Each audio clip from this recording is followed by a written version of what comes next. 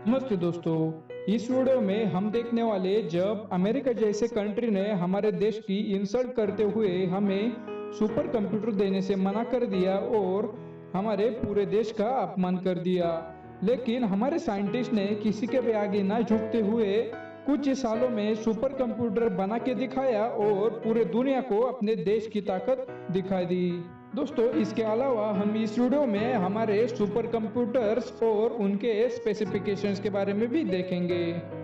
दोस्तों, किसी भी देश के पास सुपर कंप्यूटर होना उस देश के लिए बहुत ही गर्व की बात होती है, क्योंकि आजकल के टेक्नोलॉजी के दुनिया में ये बहुत ही महत्वपूर्ण है। दोस्तों, आपको तो पता ही होगा, वेस्टर्न और डेवलप कंट्रीज के पास ये टेक्नोलॉजी 50 या 60 साल से पहले ही उन्होंने हासिल कर दी है।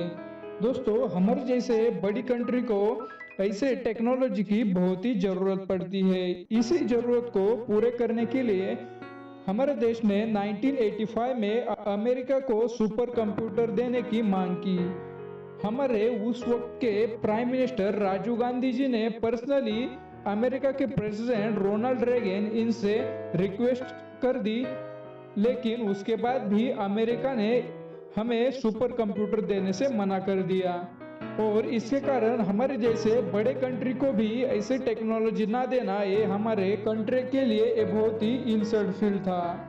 उस वक्त के प्राइम मिनिस्टर राजीव गांधी, उनका एक सपना था कि हमारे कंट्री को विकसनशील कंट्री से एक डेवलप कंट्री बनाना। अमेरिका ने हमें सुपर कंप्यूटर देने से मना करने के बावजूद भी अगले लगभग 2 साल तक राजीव गांधी ने उनसे रिक्वेस्ट करते रहे, लेकिन अमेरिका ने हमें ये सुपर कंप्यूटर देने से साफ मना कर दिया। और इसी वक्त हमारे एक्सटर्नल अफेयर्स मिनिस्ट्री ने प्राइम मिनिस्टर को सजेशन किया कि वो रशिया से सुपर कंप्यूटर मंगवा सकते हैं। तब इंडिया और रशिया के बीच अच्छे संबंध थे और इसके कारण हमारे देश ने रशिया से सुपर कंप्यूटर की मांग की और रशिया हमें सुपर कंप्यूटर देने से मान गया और उसने डील साइन की। लेकिन अमेरिका ने उस पे बीच में टांग अड़ाते हुए रशिया पे प्रेशर बनाना शुरू कर दिया और उन्होंने हमें सुपर कंप्यूटर देने से मना कर दिया। और इसी वक्त फेमस बिजनेस फर्म IBM, इस कंपनी को अपना बिजनेस इंडिया में स्टार्ट करना था और उनको इंडिया में ही सुपर कंप्यूटर बनाने थे। इंडिया को ये डील पसंद आई, लेकिन IBM ये कंपनी अमेरिकन होने के कारण अमेरिकन गवर्नमेंट ने इसे मान्यता नहीं दी और इस पे अमेरिका ने कहा कि इसके कारण हमारी सिक्योरिटी खतरे में पड़ सकती है।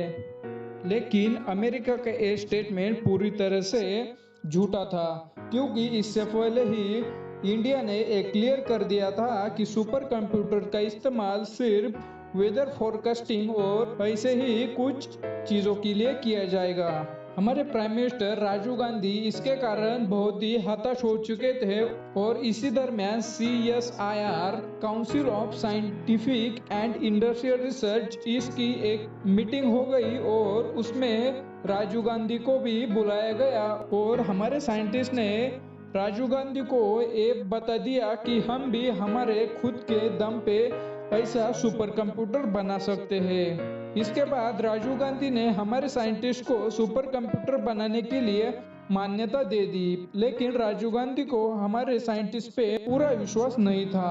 उनको लगता था कि अमेरिका जैसा सुपर कंप्यूटर हमारे देश के साइंटिस्ट नहीं बना सकते। परमिशन मिलने के बाद पुणे में CDAC नाम की एक संस्था स्थापन कर दी गई और उसको सुपर कंप्यूटर बनाने का प्रोजेक्ट सौंप दिया गया। इस पूरे प्रोजेक्ट के लिए इंडियन गवर्नमेंट ने लगभग $30 मिलियन की तरतूद कर दी और हमारे देश के पास कोई भी टेक्नोलॉजी या साधन सामग्री ना होते हुए भी हमारे साइंटिस्ट ने कड़ी मेहनत करते हुए कुछ ही सालों में सुपर कंप्यूटर बना के पूरी दुनिया को अपनी ताकत दिखा दी। जब हमारे साइंटिस्ट ने बनाया गया सुपर कंप्यूटर जब डेवलप्ड कंट्रीज ने देखा तो उनको ये बहुत ही बड़ा सरप्राइज था और इस सुपर कंप्यूटर का नाम था परम 8000। इस प्रोजेक्ट के डायरेक्टर थे डॉक्टर विजय भटकर। जब हमारा देश पूरी दुनिया को सुपर कंप्यूटर की मांग कर रहा है, लेकिन इसके बावजूद भी हमें कोई भी सुपर कंप्यूटर नहीं दे रहा, तो ये सुनकर डॉक्टर विजय भाटकर जी को बहुत ही बुरा लगा और उन्होंने ये चुनौती भरा कार्य अपने कंधों पे ले लिया और उन्होंने परम 8000 ए सुपर कंप्यूटर 1991 में बना के रेडी कर दिया और इसके बाद उन्होंने 1998 में परम 10000 इस दूसरे सुपर कंप्यूटर को भी बना लिया।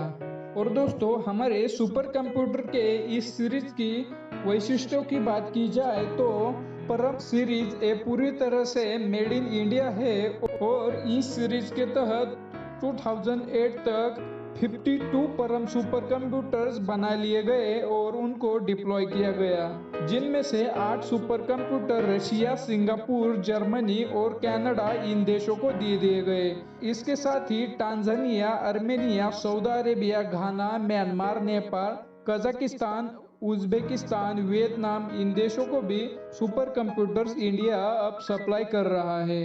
दुनिया की किसी भी सुपर कंप्यूटर को हमारे परम सीरीज के सुपर कंप्यूटर मात दे सकते हैं और आज हमारे पास सबसे लेटेस्ट परम युवा 2 ये सुपर कंप्यूटर है और इसके बाद परम ब्रह्मा पे काम चल रहा है।